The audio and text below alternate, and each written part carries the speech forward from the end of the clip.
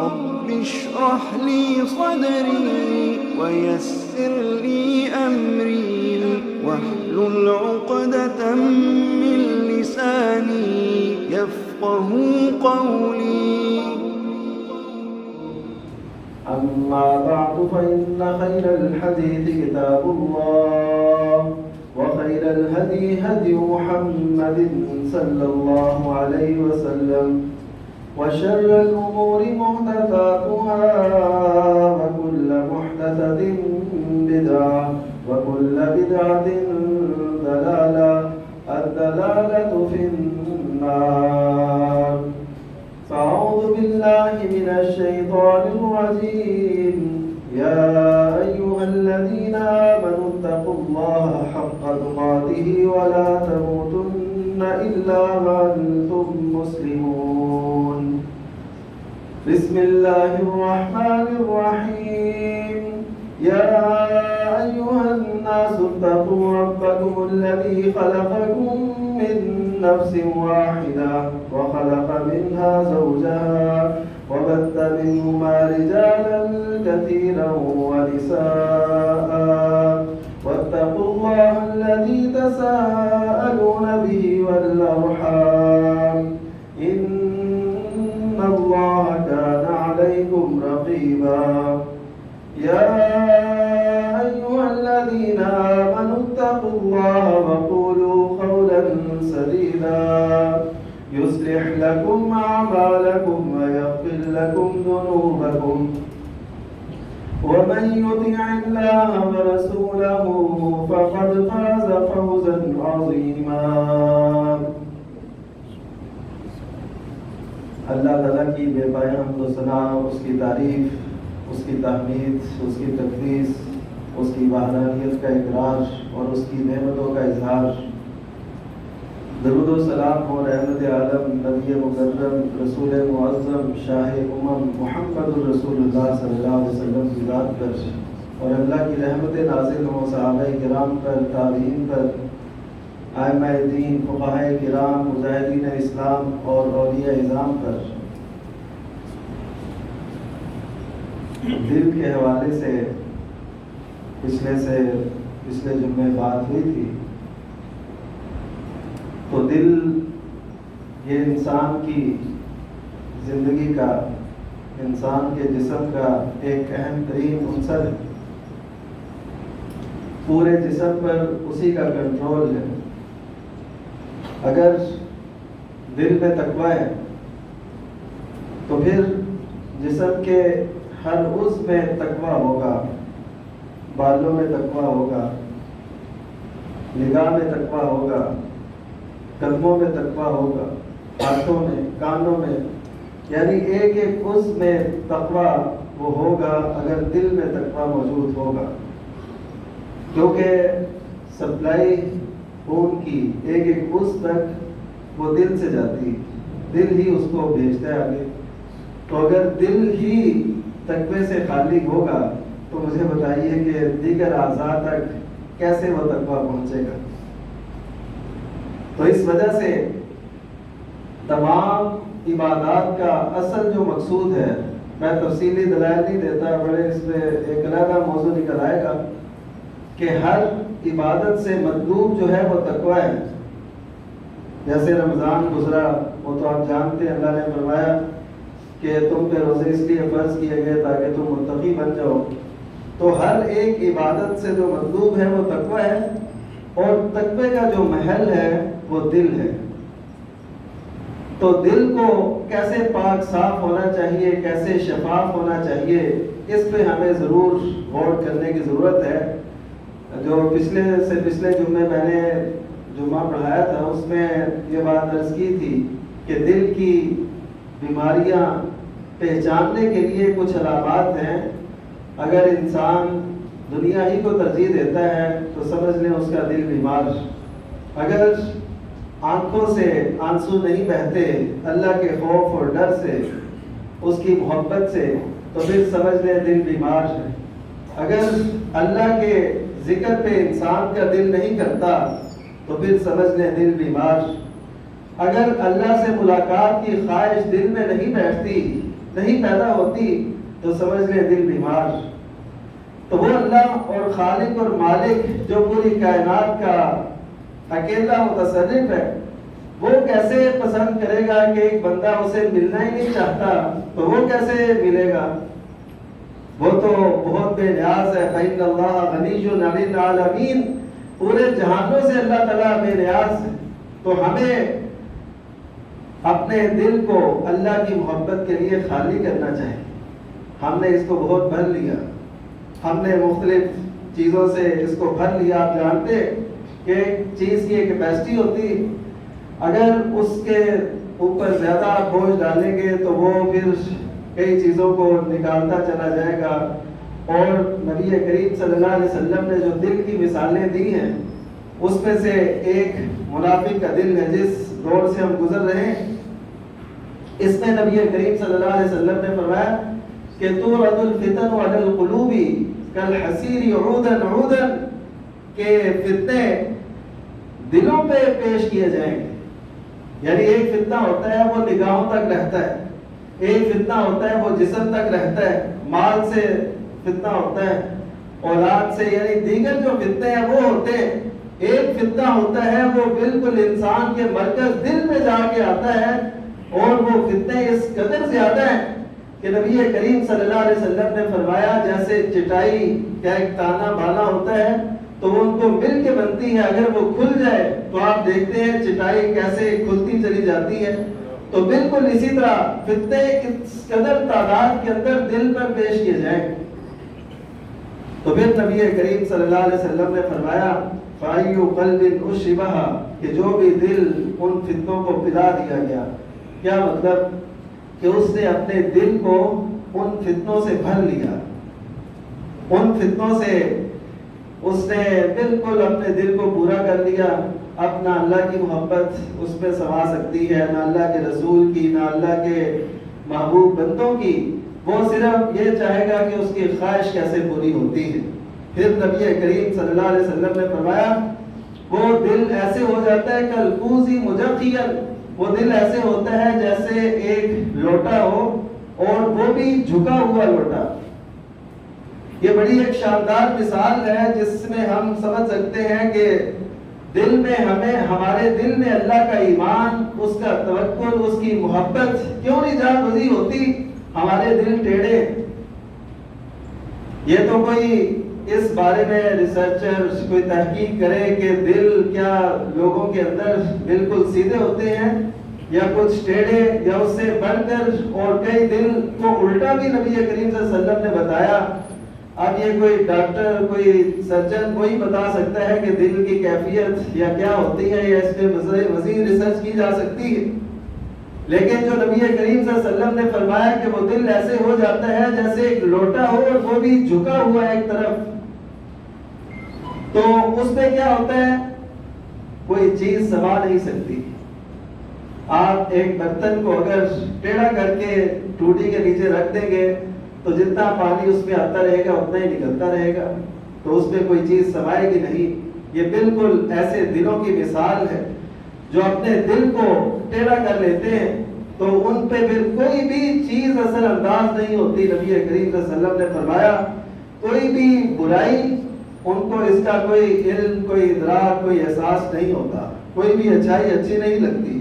آج جو ہم پہ کوئی بھی باز، کوئی نصیحت لوگوں پہ اثر نہیں ہوتا، اس کی وجہ یہی ہے کہ وہ دل نہیں رہے، وہ زرخیز نہیں ہے. ان پہ بارش بھی برستی ہے، ان پہ دانہ بھی ڈالا جاتا ہے، لیکن وہاں سے کوئی کومپل نہیں کھلتی. اس کی وجہ یہی ہے کہ وہ دل اس قابل نہیں رہے. تو دلوں کو درست کرنے کے لیے، ان پہ نظر کرنے کے لیے قرآن مجید کی آیت مبارکہ کہ قد افلح من تزکا، کہ وہ کامیاب ہو گیا جس نے اس کو صاف کر لیا، پاکیزہ کر لیا، بالکل صاف شفاف اسے کر لیا، وہ شخص کامیاب ہو گیا. اور جس نے اس کو آلودہ کر لیا وہ شخص ناکام ہو گیا، خائب اور خاسر ہو گیا، اس نے نقصان اٹھا لیا. تو ہمیں جیسے ظاہری طور پر یہ ضرورت ہے کہ ہمارے اعمال شریعت کے مطابق ہوں، وہاں پہ ہمارے دل کے جو معاملات ہیں یہ بھی شریعت کے مطابق. بہت سارے لوگ وہ ظاہر کو ٹھیک کرتے لیکن دل کے معاملات کو وہ ٹھیک نہیں کرتے. اس وجہ سے جب موقع ملتا ہے تو وہ دل جو ہے وہ اپنے آپ سے باہر ہو جاتا ہے. اللہ تعالیٰ نے دل کو بڑا محفوظ کر کے اندر رکھا ہے لیکن یہ فتنے پیش آ کے وہ دل کے اندر سیاہ نشان نقطے یہ لگ جاتے اور حتیٰ کہ بعض اوقات پورا دل ہی سیاہ ہو جاتا ہے. نبی کریم صلی اللہ علیہ وسلم نے جمعہ چھوڑنے والوں کے متعلق یہ فرمایا کہ جو جمعے چھوڑتا ہے اس کے دل پہ ایک نشان پڑ جاتا ہے، سیاہ نشان، وہ چھوڑتا چلا جاتا ہے حتیٰ کہ پورا دل اس کا سیاہ ہو جاتا ہے. تو دل کو صحیح رکھنے کے لیے ہمیں یہ دیکھنا ہے کہ نبی کریم صلی اللہ علیہ وسلم نے اس میں کیا مثالیں ہمارے سامنے رکھی. ایک تو آپ کا ارشاد گرامی ہے کہ دل اس قدر زیادہ بدلتا ہے، اس کے اندر اس قدر انقلاب آتے ہیں. جیسے ہنڈیا چولہے پہ پڑی ہو تو آپ دیکھتے ہیں اس کے اندر کیسے ہر چیز اوپر نیچے، نیچے سے اوپر، کوئی ادھر کوئی دانا ادھر یہ جا رہا ہوتا ہے. نبی کریم صلی اللہ علیہ وسلم نے یہ مثال بیان فرمائی ہے دل کی. تو جس کے اندر انقلاب کی ایسی کیفیت ہو کہ وہ لمحے پر یہاں سے ایسے، یہاں سے ایسے اور پھرتا اور بدلتا ہی چلا جا رہا ہے. آپ جانتے ہیں کہ ایک لمحے اللہ کی محبت بہت تاب پہ ہوتی ہے، دوسرے لمحے پتہ ہی نہیں کہ شیطان کے کسی نرغے میں آ کے انسان اللہ کی محبت کو، اس کی چاہت کو بس کچھ ڈال دے. مسجد میں کچھ اور کیفیت ہے، باہر کچھ اور ہے. تو یہ جو انقلاب ہے یہ دل میں اس قدر زیادہ ہے.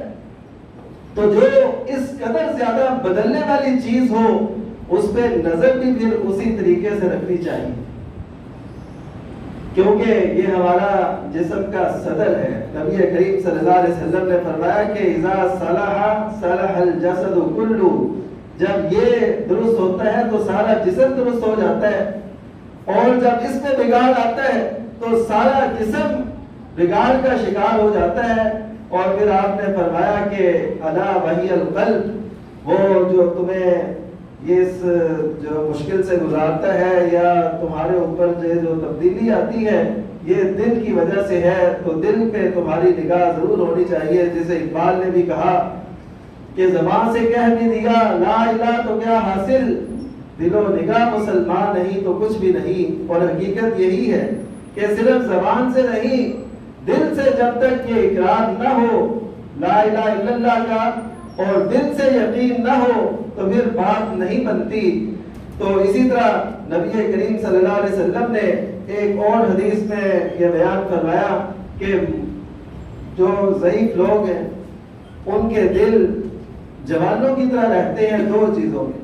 یعنی انسان بوڑھا ہو جاتا ہے لیکن اس کے دل کے اندر دو چیزیں وہ جوان رہتی ہیں. اس دل کے اندر وہ کیا ہے؟ طول الحیات، لمبی زندگی، وحب المال، اور دنیا کی محبت. یعنی ویسے انسان ضعیف ہو جاتا ہے، کمزور، اس کے اعضاء جواب دے جاتے ہیں، لیکن اس کے دل کے اندر جو یہ دو چاہتے ہیں یہ ہمیشہ جوان رہتی ہیں کہ اس کو لمبی زندگی ملے اور اس کو جو ہے اس مال ملتا جائے. مال کی محبت اس کے دل میں اور بڑھتی چلی جاتی. تو یہ نبی کریم صلی اللہ علیہ وسلم نے دراصل دل کی کیفیت بیان فرمائی ہے کہ لوگ اسی میں ہی مبتلا رہتے ہیں. تو ہمیں اس سے ذرا آزادی اور رہائی حاصل کرنی ہے. یہ مال سب کچھ نہیں ہے، یہ زندگی کے لیے ضرورت تو ہے لیکن یہ سب کچھ نہیں ہے. آپ دیکھتے ہیں کتنے مالدار اپنی خواہشات پوری نہیں کر پاتے. آپ دیکھتے ہیں کتنے جو ہے اپنے جن کے پاس بہت سا مال ہے وہ اپنی زندگی کو نہیں بڑھا سکتے. زندگی کا جب وہ لمحہ آتا ہے ختم ہونے کا تو اختتام پذیر ہو جاتی ہے، سارے وسائل اسباب پڑے کے پڑے رہ جاتے ہیں. تو ہمیں دنیا کی محبت، اپنی زندگی کی طوالت، اس کی خواہش یہ کوئی اچھی خواہش یا امید نہیں ہے. ایک دن ام المومنین ام حبیبہ رضی اللہ تعالیٰ عنہ جو ابو سفیان رضی اللہ تعالیٰ عنہ کی صاحبزادی تھی، انہوں نے نبی کریم صلی اللہ علیہ وسلم سے عرض کی کہ یہ دعا کرے یا میرے دل کی یہ چاہت ہے کہ اللہ تعالیٰ مجھے زیادہ نفع پہنچائے آپ کے ذریعے سے، آپ میرے خاوند ہیں، اور میرے والد کے ذریعے سے، اور یعنی ان کو لمبی عمر دے، اور میرے بھائی کے ذریعے سے۔ تو نبی کریم صلی اللہ علیہ وسلم نے فرمایا کہ تم نے تو وہ سوال کیا جس کے بارے میں لکھ دیا گیا ہے، یعنی یہ نہیں ہو سکتا کہ اس وجہ سے ان کی عمر لمبی ہو جائے، ان کو یہ ملے، ان کو وہ ملے، یا مجھے ان کی طرف سے افادیت ہو۔ ہاں، جو تجھے چیز مانگنی چاہیے تھی وہ کیا تھی؟ کہ میرے گناہ بخش دیے جائے، مجھے معافی مل جائے۔ یعنی نبی کریم صلی اللہ علیہ وسلم نے عمر کی طوالت کو اس انداز سے اچھا نہیں سمجھا کہ انسان اس کی خواہش رکھے کہ میں جیتا رہوں، بس مجھے کچھ بھی نہ ہو۔ نہیں، دل کو اس طرف لانا ہے کہ اللہ تعالیٰ کا جو حکم اور جو فیصلہ ہوتا ہے وہ ہمارے لیے ٹھیک ہے، وہ ہمارے حق میں۔ مثلاً دل ٹھیک ہو، میں آپ کو اس کے اثرات اپنی زندگی پہ، ہماری زندگی میں جو اثرات ہیں اس کو دکھانا چاہتا ہوں کہ دل انسان کا ٹھیک ہو، حالات جیسے بھی ہوں۔ اب یہ گرمی کی تپش ہے تو انسان یہ کہتا ہے، نبی کریم صلی اللہ علیہ وسلم نے فرمایا کہ ابن آدم اگر سردی ہوتی ہے تو پھر بھی یہ سی کرتا رہتا ہے، ایسے حدیث میں الفاظ ہے، یعنی بہت زیادہ سردی ہے، گرمی زیادہ ہو، پھر بھی ایسے کرتا رہتا ہے۔ لیکن حقیقت یہ ہے کہ انسان یہ چیز تسلیم کر لے کہ اس دھرتی پر، اس جسم پر، اور اللہ تعالیٰ کی اس وسیع تر کائنات میں جو بھی اللہ تعالیٰ کا فیصلہ ہے وہ بالکل ٹھیک ہے۔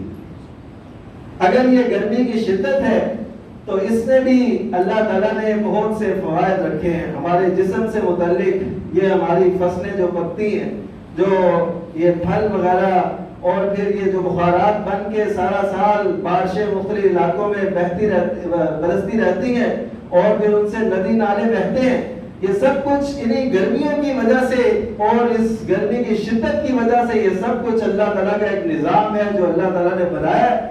اور یہ جو برف پگھل کے آتی ہے اور اس کے بعد پھر ہمارے دریا اور ہماری نہریں، ہمارے چشمے یہ جو پانی دینے لگتے ہیں، یہ سب اسی گرمی اور تپش کی وجہ سے۔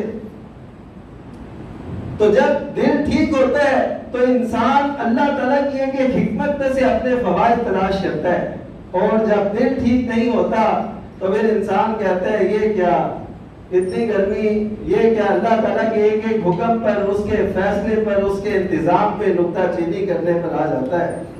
تو دل کو ٹھیک رکھنا یہ ہمارے لیے بہت ضروری ہے۔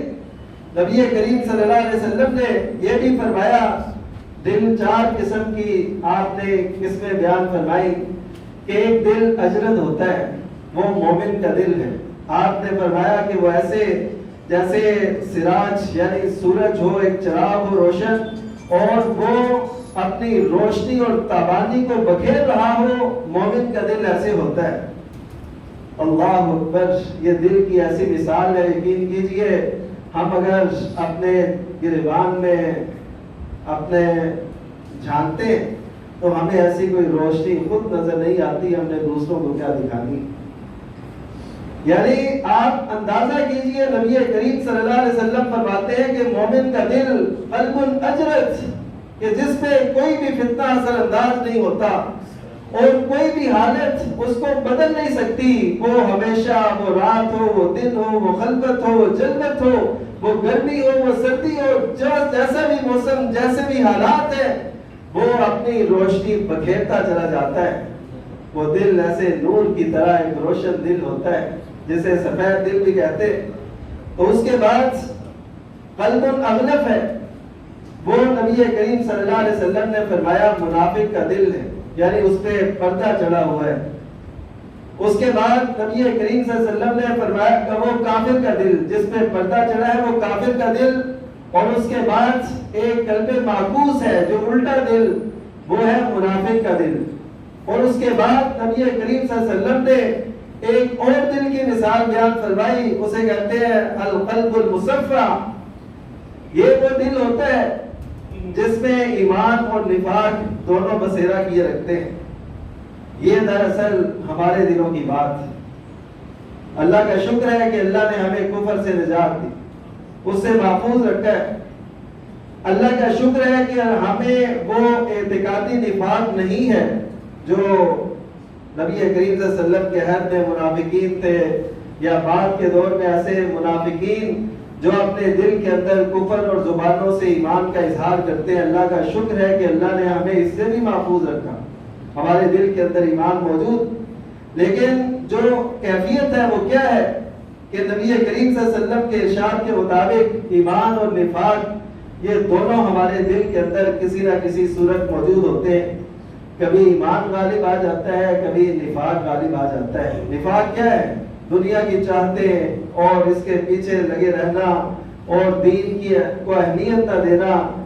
اگر کوئی معاملہ آ جائے تو یہ کہنا کہ دین تو چلے، آخرت تو دیکھی جائے گی، یہ دنیا تو ٹھیک کر لیں، کیا ہم سب کچھ چھوڑ چھڑا دیں، معاشرے کو جو ہے پیچھے دھکیل دیں اور معاشرے سے کٹ جائیں؟ یہ نفاق کی باتیں ہوتی ہیں۔ اہل ایمان ایسا نہیں کہا کرتے، وہ کہتے ہیں جس میں اللہ کی رضا ہے ہماری وہی چاہت، ہماری وہی پسند ہے۔ یہ ایمان کی باتیں ہوتی ہیں۔ آج کل جو ہمارے دلوں کی کیفیت اور حالت ہے اس پہ یہ مثال فٹ آتی ہے کہ ایمان بھی ہے اور نفاق بھی ہے۔ نبی کریم صلی اللہ علیہ وسلم نے فرمایا کہ جو جس دل کے اندر یہ دونوں کیفیات ہیں اس کی کیفیت، اس کے اندر دل کی کیفیت کیا ہوتی ہے کہ اس کے اندر ایک کوپل کھلتی ہے تو وہ ایک تناور درخت بننا شروع کر دیتی ہے، یعنی ایمان اور اللہ کی محبت اس پہ بیٹھتی ہے اور وہ اس کے لیے بہتر ہوتی ہے۔ دوسری کیفیت کیا ہے کہ انسان کے دل کے اندر جو نفاق ہے دل کے اندر، وہ ایک پھوڑے کی طرح ہے، وہ ایک زخم کی طرح ہے جس میں پیپ پڑتی چلی جاتی ہے۔ نبی کریم صلی اللہ علیہ وسلم نے یہ مثال بیان فرمائی۔ پھر آپ نے یہ فرمایا کہ جون سا مادہ غالب آ جاتا ہے، یعنی ایمان کا مادہ غالب آئے تو اس دل کے اندر ایمان بڑھتا چلا جاتا ہے، اور اگر نفاق کا مادہ غالب آ جائے تو اس دل کے اندر یہ پیپ اور ایسی چیزیں وہ بڑھنی شروع ہو جاتی ہیں جس سے اس کے لیے نقصان ہی نقصان۔ تو یہ ایک مثال نبی کریم صلی اللہ علیہ وسلم نے بیان فرمائی جو ہمارے دلوں سے متعلق ہے۔ ہم نے یہ کوشش کرنی ہے کہ ہم نے ایمان کے مادے کو اس دل کے اندر غالب کرنا ہے۔ یہ وہی بات ہے جو اللہ تعالیٰ نے قرآن مجید کے اندر فرمائی، یوم لا ینفع مال ولا بنون، کہ اس دن کو اپنے سامنے تم نے رکھنا ہے جس دن مال اور بیٹے کام نہیں آئیں گے۔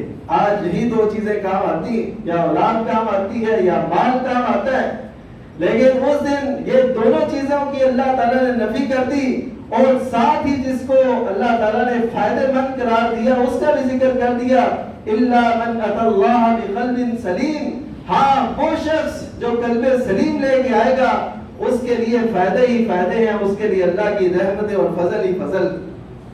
تو آج ہم مال اور اولاد کے لیے تو سب کچھ کرتے ہیں، لیکن اس قلب سلیم کے لیے کچھ نہیں کرتے جس سے اللہ تعالیٰ کے حضور پیش ہونا ہے، جس کی وجہ سے ہماری نیکیوں کی قیمت لگنی ہے، جس کی وجہ سے ہماری نیکیاں وہ کس قدر بلند ہو جاتی ہیں۔ میرے دوستوں وہ دل ہی ہے نا جس کے ارادوں سے ایک چھوٹی سی کی ہوئی نیکی اللہ تعالیٰ کے یہاں اتنا درجہ پا لیتی ہے، اور وہ دل ہی ہے جس کی وجہ سے ایک بہت بڑی کی ہوئی نیکی بھی اللہ تعالیٰ کے یہاں کچھ معنی نہیں رکھتی۔ وہ دل ہی کی وجہ سے ہوتا ہے کہ انسان کا ارادہ بدلا، اس نے ریا، شہرت، دکھلاوا، نمود و نمائش، یا اللہ تعالیٰ کے ساتھ شرک، یا اللہ کے حکم کی مخالفت میں وہ نیکی سمجھ کے کی، تو اس کی اللہ تعالیٰ کے یہاں کوئی اہمیت نہیں ہے۔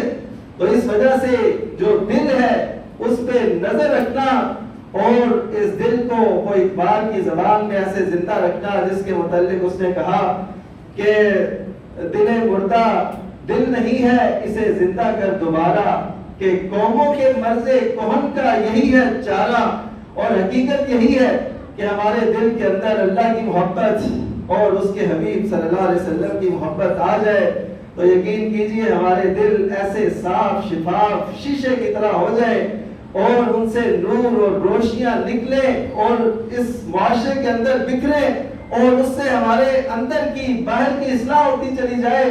آج جو زیادہ ہم مشکلات کا شکار ہیں اس کی ایک بڑی وجہ یہ ہے کہ ہم دل کے معاملات پہ نظر نہیں رکھتے، ہمارا دل کیا کہہ رہا ہے۔ ہم سجدے میں تو پڑے ہمارا دل کیا کس طرف ہے؟ ہمارے دل نے بھی سجدہ کیا کہ نہیں؟ ہمارے زبانوں پر تو شکر کے الفاظ ہیں، قلب شاکر بھی ہے کہ نہیں؟ ہمارے دل کے اندر سے شکر کے کوئی جذبات پھوٹتے ہیں کہ نہیں؟ وہ اقبال کہتے ہیں نا، جو میں سر بسجدہ ہوا کبھی تو زمین سے آنے لگی صدا، تیرا دل تو ہے صنم آشنا تجھے کیا ملے گا نماز میں۔ تو یہ ہماری کیفیات ہے آج ہماری عبادات کی، تو اپنے دل کو درست کرنا اور اس کی اصلاح کرنا یہ لازم ہے۔ اللہ تعالیٰ نے قرآن مجید کے اندر کفار کا تذکرہ کیا اور ان کی مثال دیتے ہوئے اللہ نے فرمایا لہم قلوب لا یفقہون بہا، ان کے دل ہے لیکن اس سے وہ سوچتے نہیں ہیں۔ کون سا کافر ہے جو نہیں سوچتا؟ ہر کافر سوچتا ہے اور وہ اپنی دنیا کی بہتری کے لیے بہت کچھ کرتا ہے، لیکن قرآن مجید کے اکثر مقامات پہ کفار کو، یہود کو کم عقل کہا گیا، بے سمجھ کہا گیا۔ کیوں کہا گیا؟ کہ وہ آخرت کی نہیں سوچتے، وہ اپنے انجام کی نہیں سوچتے، وہ دنیا کی زندگی کے متعلق بس جو ہے سوچتے رہتے ہیں، اس کے بعد کی زندگی کے متعلق نہیں سوچتے۔ تو اللہ تعالیٰ نے ایسے لوگوں کو اولئک کالانعام قرار دیا، یہ لوگ جانوروں کی مانند ہیں، بل ہم اضل، بلکہ جانوروں سے بھی زیادہ گمراہ ہیں، بھٹکے ہوئے ہیں، جو اپنے دلوں سے وہ نہیں سوچتے جو اللہ چاہتا ہے۔ اور اس سے یہ بھی اندازہ ہوتا ہے کہ ہم یہ سمجھتے ہیں کہ ہمارا دماغ سوچتا ہے، لیکن قرآن مجید نے سوچ اور فکر، سمجھ بوجھ کی جو نسبت کی ہے وہ دلوں کی طرف کی ہے۔ تو دماغ جو ہے وہ آلہ ہے حفظ کا، یاداشت کا، جو دل ہے یہ سمجھ بوجھ کی اسے جو ہے فراہم کرتا ہے غذا، خوراک، تو اس کی وجہ سے اس کے اندر یہ اہلیت پیدا ہوتی ہے۔ اصل مرکز دل ہے، ہماری سوچ کا، ہماری فکر کا، ہمارے ارادوں کا، ہمارے تقوی کا اور اللہ کی محبت کا، یہ سب کچھ محل جو ہے ایسے سمجھے ہماری زندگی، نجات، کامیابی، جنت، اس کا دار و مدار ہمارے دل کے معاملات پہ۔ لیکن دل ہم نے کھلا چھوڑا، وہ جو مرضی سوچے، وہ جو مرضی کرے، جس کو محبت، جس کی نفرت، جو مرضی چاہتا رہے، کرتا رہے۔ ہم کہتے ہیں اس سے کیا بنتا ہے؟